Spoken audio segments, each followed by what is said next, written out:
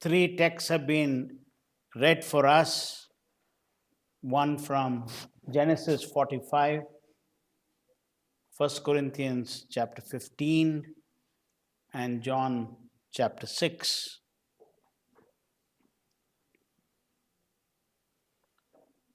We have a beautiful narrative of Joseph, who had been the victim of jealousy, and his brothers wanted to kill him. But his brother Reuben took pity on him and sold him to the slave traders, who then sold him in turn to Potiphar's house, where he was a servant, a slave. And his responsibility was to attend to Potiphar's wife. We all know the story of his faithfulness to God, which gets him into trouble with Potiphar's wife. And he has to go through prison before he is able to answer and give interpretation for some dreams, and the dream of Pharaoh, who was then one of the most powerful people in that region. And that was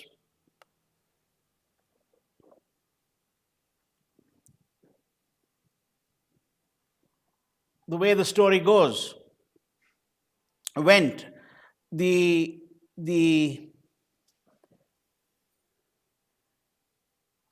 fact is that he was elevated because he had wisdom. He was in touch with his own inner life. To be able to interpret dreams, you have to be in touch with your own inner life and to be able to understand the symbolism of dreams. So he was also a man of learning. He was much like Jung of our modern day. He preceded Jung. I think he was wiser than Jung because he didn't have the world of knowledge that was available to Jung, but he interpreted dreams, and he was bold in interpreting those dreams. But that got him a huge responsibility as advisor to Pharaoh and a ruler of the great empire that ruled over the then known world.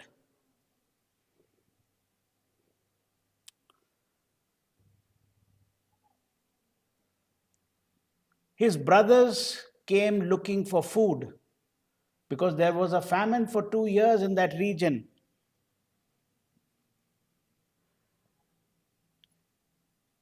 And they did not know that their brother was responsible for having provided for the famine.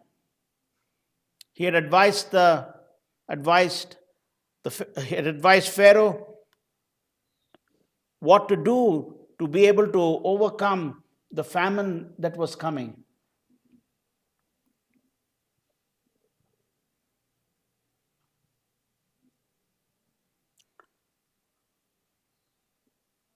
He took some time to disclose who he was, but when he disclosed that he was Joseph, his brothers were obviously shocked.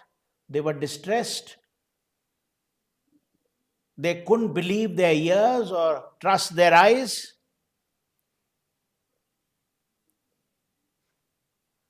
He asked them to come closer, and I'm sure they were able to recognize something in him that resembled the little boy that they knew.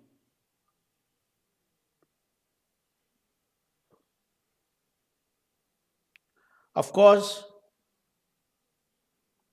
it was a time of great emotional upheaval for him, and for them it was a time of fear and terror, maybe, knowing that they had acted viciously against him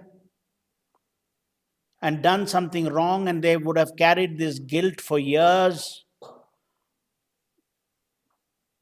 Because when we do wrong, we carry the guilt. We may suppress it, we may repress it, but it acts on us.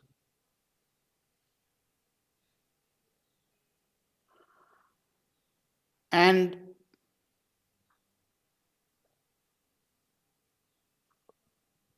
he expresses to them that they need not fear, they need not be distressed or be angry with themselves.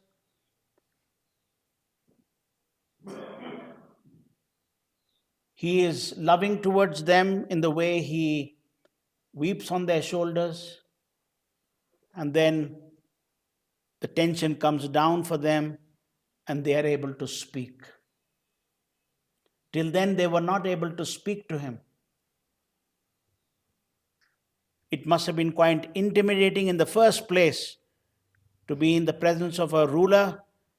They were shepherds.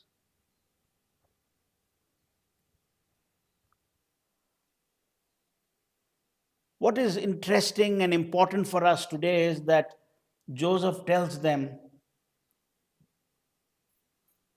that you did not send me here, but it was God. In hindsight, Joseph sees the hand of God. Now, that does not mean that Joseph was saying that the evil that you did to me by putting me first in the pit and then selling me to the slave trader was the hand of God. No. These are circumstances in which he fell. But in and through these circumstances, God was working to preserve Joseph. He was building his character in and through the circumstances in which he fell, or into which wicked hearts had put him through. And he comes out strong through the pit, through being a servant, and then through the prison to the position that he came to hold. Now, this is very important. The text here is not suggesting fatalism on the part of Joseph, acknowledging fatalism. He's acknowledging that no matter what happens to me, God was there with me.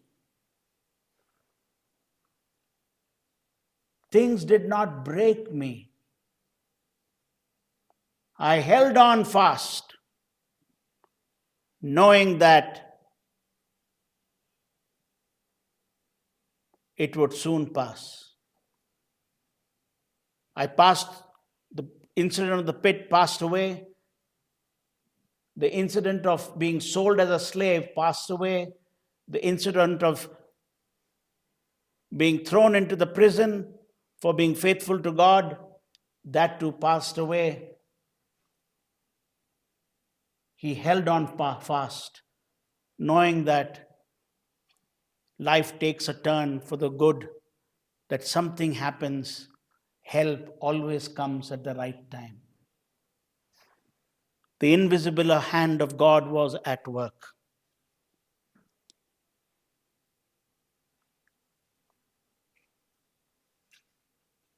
And Joseph, because he acknowledged this, did not get bitter, was not vengeful, did not wish ill for his brothers, but was forgiving. Here you see a transformed ego. It is natural to take revenge. It is natural to become bitter. But here is a man who is large hearted, forgiving, and giving. He blesses them and he says, "How is my father? Go back home, bring him. Say his son is ruler of Egypt. You can live in comfort. God saved me to preserve life and to give, to ensure that there are survivors in our family."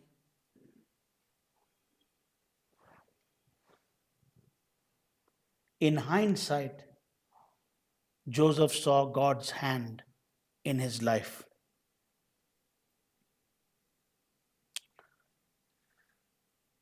When we go through troubles and we are going through them, we cannot see sometimes the hand of God because we are so focused on the pain and suffering that we are going through.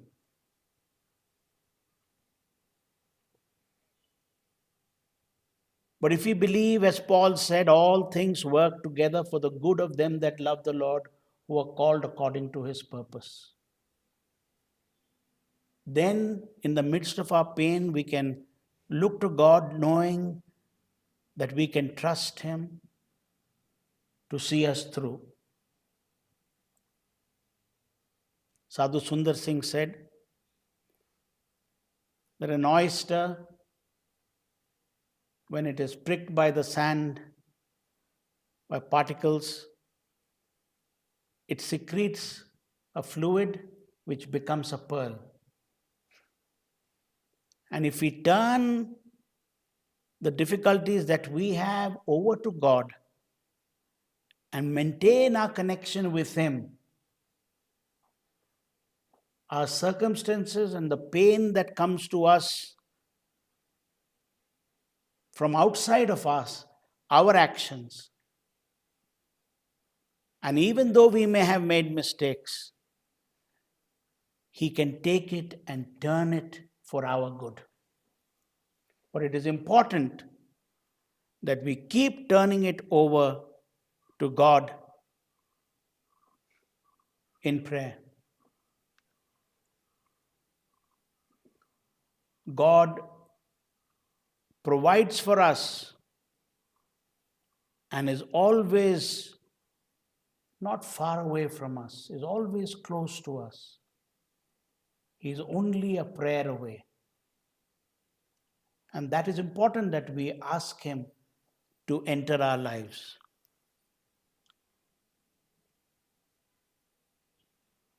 God intervened in the lives of individuals and nations and provided for them.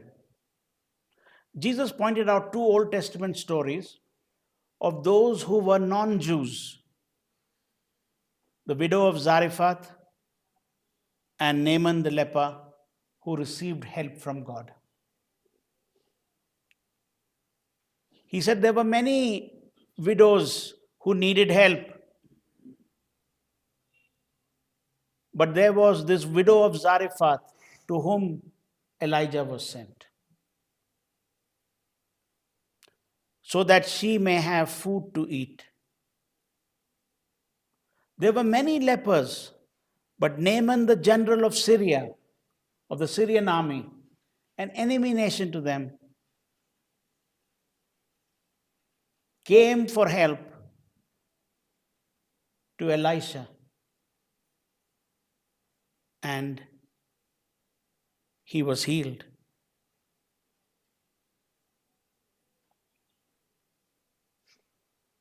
God cared for Elijah when he was running away from Jezebel, the king's wife, who was after his life because he was a prophet and he had said some things that cut her heart. At that time, God used a raven to feed him, to bring food for him.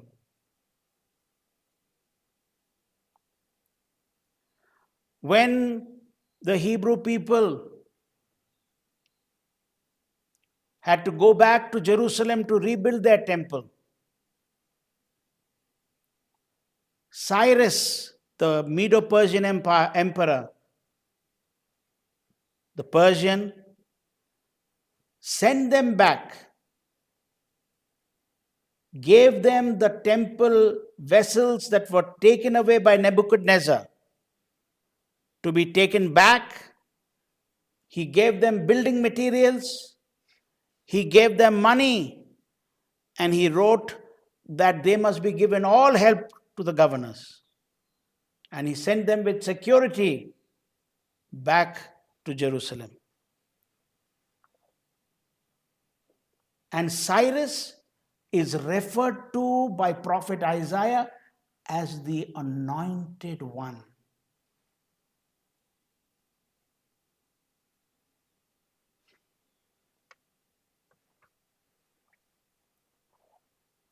So you can see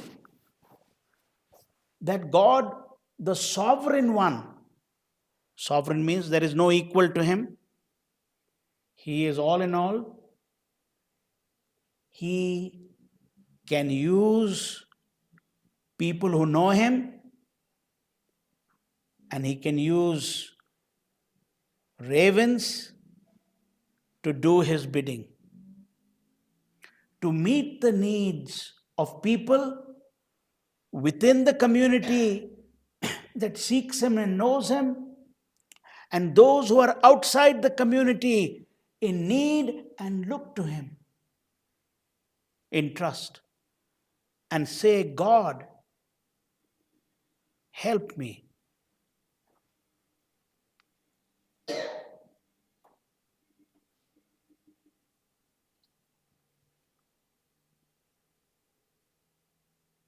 This life of Paul is full of stories of how God came to him in many ways and many times. Once, when Paul and Silas were in stocks, they were in custody, legs and hands were tied, lying flat on the floor. In the middle of the night, the gates of the jail opened, but they did not run away because that would have meant the death for the guards.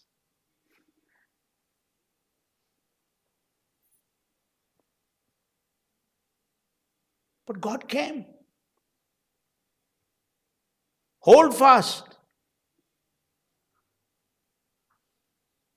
It may be midnight or noontime, but God will stand by his promises and he will come. He will never be late. Hold fast in difficult times because help is on the way.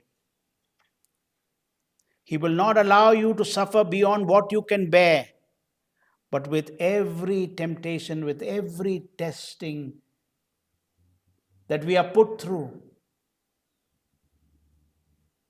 he will always find a way of escape for us, as he found for those who were in front of the Red Sea with the Egyptian army behind them.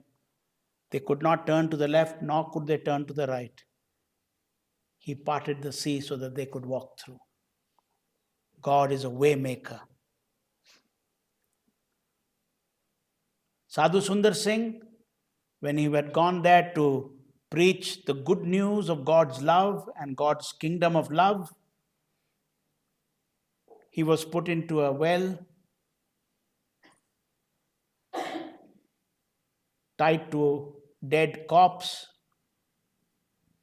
3 days he was in that condition. He was left to die. But somebody opened the grill of the well and pulled him out. When he got out of the well, he looked around, no one was there.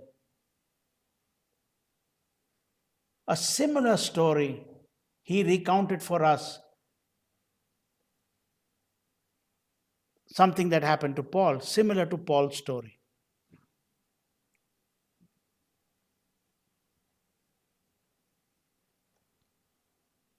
As we go through our difficult times, as we go through difficult times in our own institutions, in our own family life, in our personal lives, we can be assured that God is on the throne and He has not abandoned His own. And He will come. He will never be late. He will always be there on time. And He knows which is the right time. For the text in Galatians says, as written by Paul, God came at the opportune time through Mary, born of the Virgin Mary, to bring salvation for humanity. Galatians 4:4. He's always on time. He knows the right time. We need to wait in patience. We need to wait upon the Lord and not lose hope, because God is about His business. His business of love, His business of care, His business of transforming all things. And that is what the text in Corinthians says. We're looking forward to the day when all things shall be transformed. And we should not give up in leading an ethical life out of despair. We should not give up. Hold fast. Hold fast, because everything will pass like the night passes before dawn breaks. Hold fast, because help is on the way. Many institutions started small, and we may not know some of these stories. Whether it is CMC Vellore, it started very small. Today it has become huge. It has just received a few months ago 500 crores to take it to the next level by the Azim Premji Foundation. Help came. They must have been thinking, now how do we go to the next step? There is so much need. And money came from an unexpected source, so that a new campus can be built, a new hospital can be built, a new college can be built.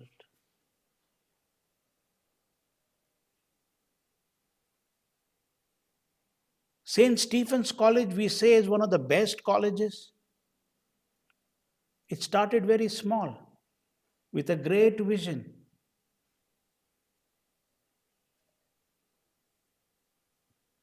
To provide quality education. Help came from the larger community to develop that college, while it has remained a church institution, so that the values of the kingdom, values of love and faithfulness and integrity, sacrificial love, that these qualities would be present. And these have provided leaders for the country, has provided finest doctors for the community. God is at work in the larger world, and He brings resources so that His work of care may continue. I do not know what you are going through today. But I know what I am going through. And I am called to remain silent and in trust, knowing that help is on the way. Say with me, help is on the way. Help is on the way. God bless you.